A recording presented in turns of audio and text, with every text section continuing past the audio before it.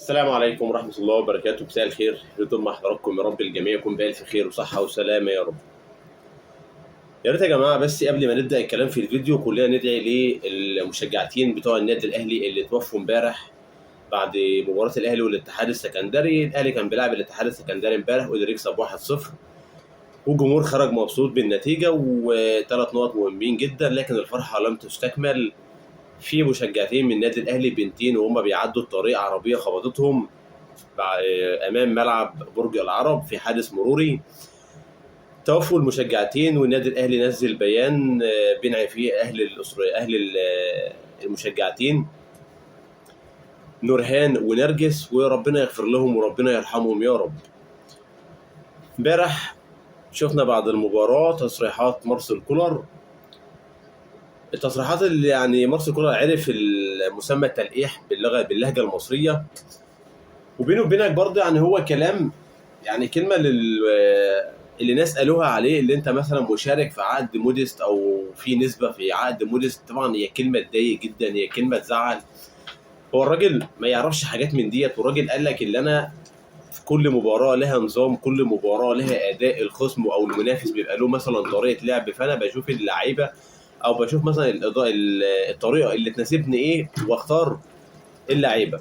فحكايه اللي هو مثلا بتنزل لاعب او مشارك في العقد او ليك نسبه في العقد، طبعا الكلام ده ما ينفعش. يعني الكلام ده مثلا ما حدش يرضى بيه، يعني ما حدش يقبل الكلام ده على نفسه. يعني احنا مثلا كنا نتفرج على المباراه ونشوف يعني موديست نزل او ما نزلش، مثلا حتى لو نزل كنا ممكن مثلا اللي انت تنتقد الاداء بتاعه، لكن ما اقولوش مثلا اللي انت مشارك معاه في العقد، فكلام ملوش لازمه. فالراجل ما حبش الكلام ده، او الراجل مثلا يعني ما عجبوش الطريقه، خصوصا الكلام اللي اتقال عليه بعد مباراه فاركو، في حاجه ما فيش اي حد يعني يتقبلها على نفسه. فالنهارده ان شاء الله النادي الاهلي بيرجع للتدريبات او بيواصل التدريبات. انت عندك المباراه اللي جايه مباراه الداخليه يوم الجمعه، يعني خلاص الناس كلها عارفه النادي الاهلي تتكلم داخل على معجنه، داخل على ملحمه.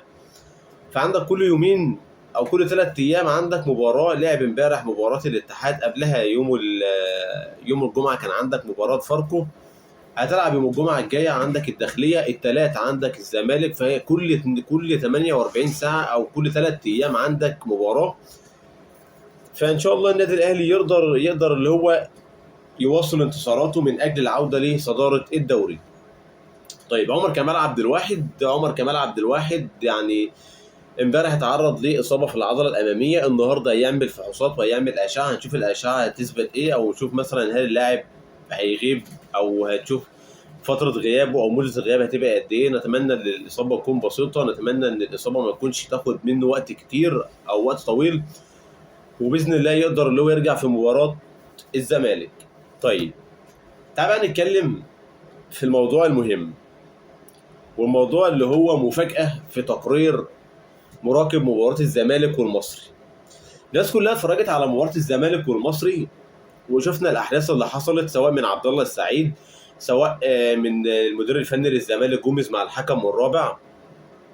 والناس كلها كانت متوقعه ان يبقى في عقوبات تنزل، الناس كلها متوقعه نشوف التقرير بتاع احمد الغندور، التقرير بتاع الحكم الرابع اللي تم الاعتداء عليه وليكن بالزق. الناس كلها مستنيه مثلا التقرير بتاع مراقب المباراه، والناس كلها مستنيه نشوف لازم يبقى في عقوبات. طيب الحدث الغريب والحدث يعني محدش توقعه، والمفاجأة اللي حصلت واللي شفناها كلنا ان مفيش ولا واحد، سواء احمد الغندور حكم الساحة او الحكم الرابع اللي تم الاعتداء عليه او مراقب المباراة، ولا واحد من الثلاثة ثبت في التقرير بتاعه ان اي حاجة من ده حصلت. ولا واحد ثبت ان تم الاعتداء على الحكم الرابع، ولا حتى الحكم الرابع اللي هو نفسه اللي تم الاعتداء عليه ثبت او كتب في التقرير بتاعه ان انا تم الاعتداء عليا من المدير الفني للزمالك. يعني قدام الناس كلها. يعني لما جينا نتكلم على ايقاف كهرباء وعلى عقوبه كهرباء، قال لك ان مراقب المباراه ما كتبش الحاجات دي. قال لك هل كتب؟ لا. فلجنه الانضباط قال لك مش مهم اللي كتب، المهم احنا خدنا اللقطه ايه، خدنا الصوره ازاي. الناس كلها شافتها في التلفزيون ان كهرباء راح مع لعيبه الاهلي قدام جمهور الاهلي وعمل الكلمه اللي قالها. طب الكلمه اللي قالها بتدل على ايه؟ ما قال لك كهربا عقده صح، كهربا حاطه صح، ما هل في اثبات ان هو قصده على الزمالك؟ ما فيش. ومن هنا تم الايقاف محمود كهربا 12 مباراه، وبعد كده اتخفضت ل6 ماتشات، وبعد كده دفع الغرامه. تمام. مع ان مراقب المباراه ما كتبش الكلام ده في التقرير بتاعه، لكن قال لك احنا خدناها بالصوت والصوره، خدناها بالبث التلفزيوني. تمام، مفيش مشكله. هل انت في واقعه عبد الله السعيد مع احمد الغندور، في واقعه جوميز مع الحكم الرابع، مستني برضو اللي انت تاخدها بالتقرير بتاع المراقب المباراه، ولا هتاخدها زي ما خدت بتاعت كهربا بالبث التلفزيوني واللقطات والصوره اللي جايه في التلفزيون؟ الغريبه يا جماعه، والله العظيم انا قلت لك ان البيان بتاع نادي الزمالك عملها علشان عارف ان المدير الفني عنده غلط، ويتم الايقاف، ويتم اللي هو يتغرم. فنادي الزمالك نزل البيان علشان لو لجنه الانضباط او لجنه الحكام عايزه تجيب حق الحكام اللي تم الاعتداء عليها، فبيان نادي الزمالك يهدي الريتم شويه. يعني انت متخيل لما يكون حكم تم الاعتداء عليه وانت ما فيش اي حاجه تثبت ان انت تم الاعتداء عليه، ما كتبش في التقرير؟ يا جماعه ده الصوره كلها، مصر كلها شافتها، يعني اي حد بيتفرج على المباراه شافها، ما كتبهاش. انت متخيل ان لما يكون في حكم بيتم الاعتداء عليه ما يكتبش ده في التقرير بتاعه؟ انتوا ازاي عايزين تطبقوا العداله؟ يعني انت ازاي مثلا حكم انا هديك، او ان انا مثلا هديك الثقه ان انا ابقى واثق فيك اللي انت تنزل تحكم مباراه ما بين فرقتين وانت ما عندكش كرامه، وانت كرامتك بعتها، وانت ما عندكش اصلا عداله في حق نفسك، انت ما يعني انت هان عليك نفسك، يعني انت ما عندكش اللي انت تحافظ على كرامتك. هو البني ادم ما هو الا كرامه، يعني الشخص مننا ما هو بني ادم الا كرامه. يعني سيبك بقى من الكوره، وسيبك من الشغل ايه، وسيبك انت عملت ايه ولا ما عملتش ايه، لكن كرامتك انت ممكن تيجي على اي حاجه الا انك تيجي على كرامتك علشان خاطر ان انت تستمر في شغلك. مستحيل. احمد الغندور ولا حياه لمن تنادي. يعني احمد الغندور لو كان عايز يكتب الواقعه بتاعت الحكم الرابع بالاعتداء منه على جوميز، يعني اعتداء جوميز على الحكم الرابع، كان كتبها. احمد الغندور كان معاه قصص ثانيه، عبد الله السعيد كان بيعمل له راس براس، ما كتبهاش. مراقب المباراه ما كتبهاش. احنا هتفضل لحد امتى كده؟ ما لو كان في حد بيتعاقب كان اللعيبه دي كلها خافت. قلنا عاقب الكبير يخاف منك الصغير. اي شخص بيعمل غلط يا جماعه ما تعاقبوه، سواء مثلا لاعيبه في النادي الاهلي، سواء لاعيبه في نادي الزمالك، لاعيبه في بره، اي لاعب يعمل غلط ما تعاقبوه، المدير الفني اللي عمل غلط ما تعاقبوه. هل هنلاقي ناس طالعه وتتكلم على جوميز اللي هو راجل اجنبي فاعتدى على حكم مصري، زي ما كانوا طالعين برضو بيدافعوا على محمد الشيبي ان ده لاعب اجنبي ولاعب غريب فتم الاعتداء عليه فلازم حسين الشحات يتعاقب؟ هل هنلاقي حد طالع يتكلم؟ مستحيل. ليه؟ لان الكلام هنا على هواهم، لان الكلام هنا ما فيش فيه حاجه تخص الاهلي. طالما الغلط جاي من عندنا احنا فهنحاول ان احنا نداريه، نحاول ان احنا نطبطب عليه. وده اللي بيحصل دلوقتي اللي بيحصل ان انت بتطبطب على الزمالك من اجل البيان اللي هو عمله. ليه؟ عشان الزمالك يلعب ماتش القمه. يا عم ما ان شاء الله ما يلعب ماتش القمه، ما يلعبش ماتش القمه. هو انت كل اللي يهمكم بس اللي انت تلعب، او ان انت تستمر او تكمل المسابقه بتاعتك، وبعد كده بقى الحكام بلاها. يعني الحكام بقى كرامه مش كرامه مالكش دعوه بها. انت كل اللي انت بتدور عليه بس اللي انت المسابقه بتاعتك تستمر بس.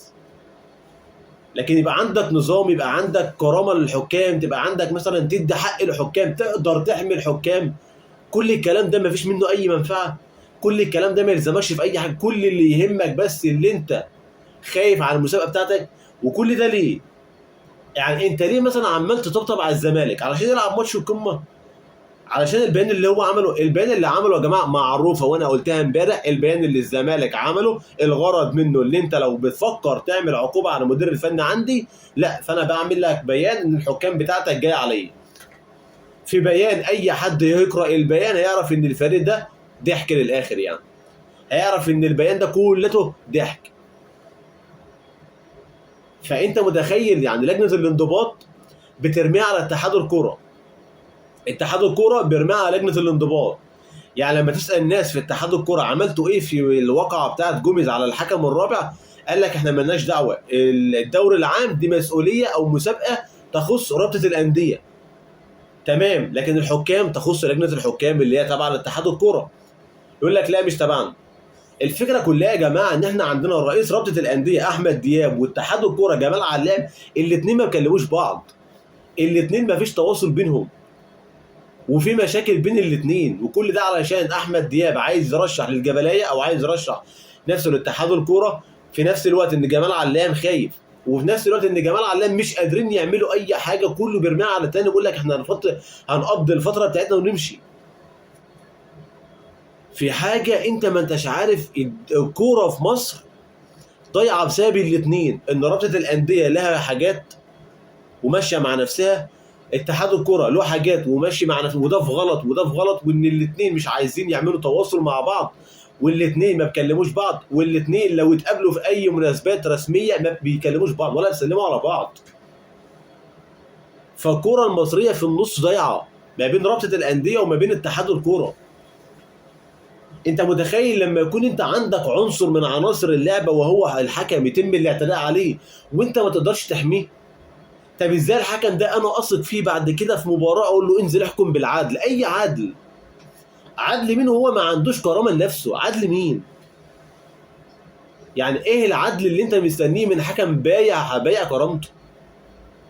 ما قلنا لك انت ما عاقبتش اللي قبل كده، يعني انت ما عاقبتش شيكابالا لما عمل لجمهور الاهلي في السعوديه الساعات وما اعرفش ايه، ما عاقبتش شيكابالا، ما عاقبتش دونجا والاحتفال اللي عمله مع اسمه ده مع زيزو. مفيش حد من اللعيبه دي كلها يا جماعه اتعاقبت. زيزو لما نزل ستوري وقال لك فجر تحكيمي ما تعاقبش، عبد الله السعيد لما راسه في راس الحكم ما تعاقبش، الحكم ما كتبش في التقرير. فانت مستني ايه؟ ويجي لك واحد راسه مدوره ما يعرفش اي حاجه عن الكوره يقول لك الاهلي نادي الدوله، يقول لك ان الاهلي بيتجامل. اي مجامله؟ هنفضل يا جماعه لحد امتى انتوا بتطبطبوا على الزمالك؟ هتفضل لحد امتى؟ ما هو حرفيا الزمالك بقى له 4 5 سنين بالحكام بتجامل. طب هتفضل لحد امتى؟ والدليل، واقول لك على حاجه بجد والله، انا مبسوط من لعيبه الزمالك اللي هم عملوه في الحكام، ومبسوط من جوميز من اللي عملوه في الحكام. عارف ليه؟ لان اخره الدلع وحشه، اخره الدلع بيجيب غلط.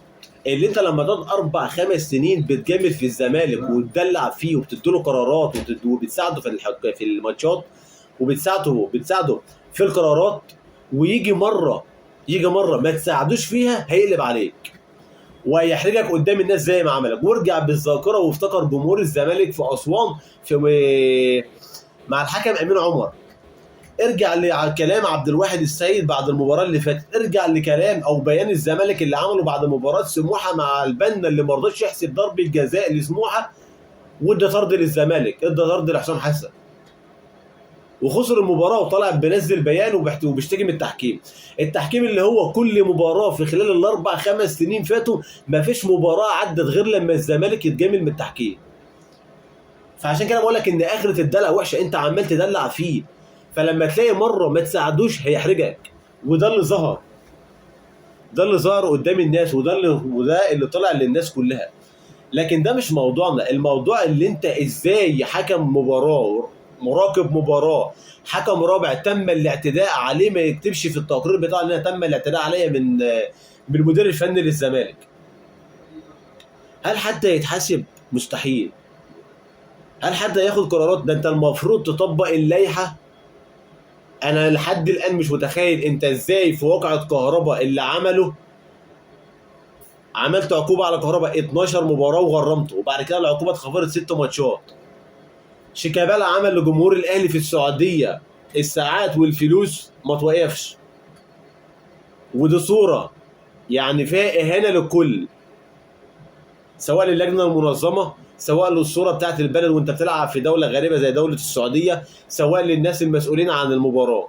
اهانه للكل. هل شيكابالا تعاقب؟ لا طبعا، العقوبه نزلت وجمال علام خباها في الدرج. هل دونجا لما عمل فعل خادش مع زيزو هل اتعاقب؟ ما تعاقبش. هل هتستنى حد مثلا من زيزو يتعاقب او جوميز يتعاقب او عبد الله السعيد يتعاقب؟ مستحيل. ليه؟ هتفضل لحد كده امتى؟ هتفضل لحد امتى انت عمال تطبطب على الزمالك؟ وكل ده دلوقتي عمالين بيتصلوا وعمالين يعملوا اتصالات مكثفه علشان الزمالك يلعب ماتش القمه، علشان الاتوبيس ما يتعطلش.